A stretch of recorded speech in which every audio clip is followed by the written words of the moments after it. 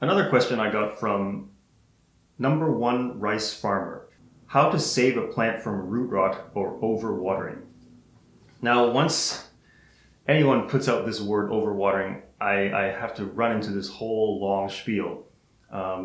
Because again, the thing is, I've always, I don't know, probably if some of you have read this article that I wrote about how overwatering I consider to be the worst concept in houseplant care. The reason why it's the worst, because it makes you think that just being careful with watering is the only thing you have to do. But I like that this person said root rot, because really what the issue is root rot. The thing you're trying to prevent is that the plant, you don't want the roots to completely rot away.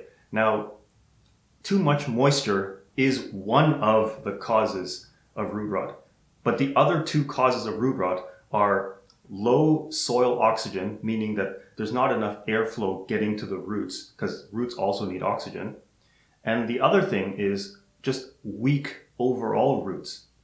So we have three kind of causes that cause root rot, which is too much moisture, low oxygen, and weak roots.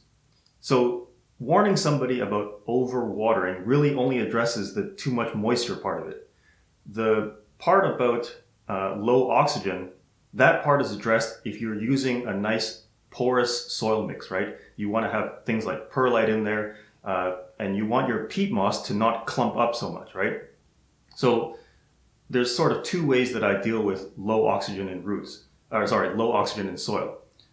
There's a kind of passive way to do it where you make sure you add enough porous material so that the overall mix has a nice airy kind of feel to it, right? And then the other way to address it is actively by taking a chopstick and gently loosening it every so often.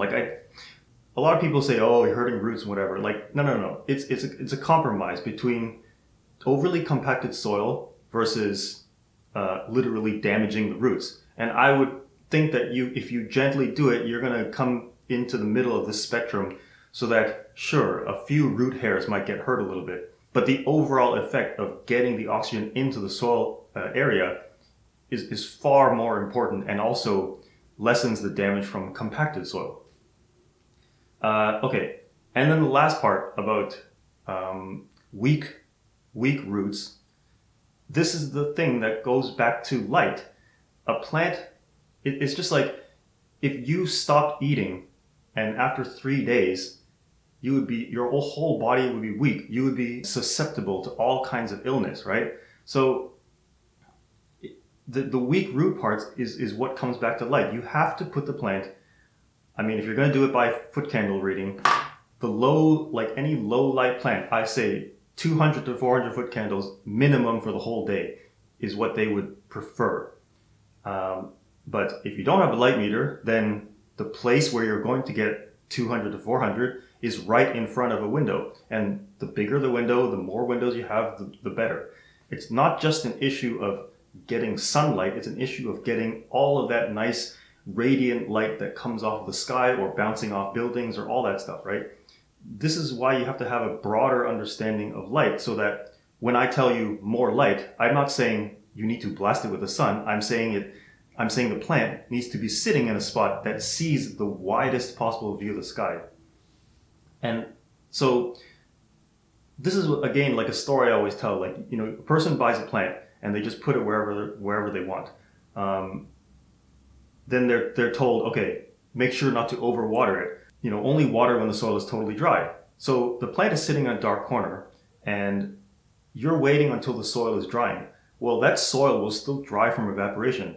So you're trying to address the too much moisture part, but the weak root part is still not going to be addressed because the plant is not working. The plant is not making its own food. So if you just put the plant close to the window, now you can follow the advice of watering when it's dry, because the whole system, the plant system, is now all working. So anyway, that's how you save a plant from root rot. Put it by the window.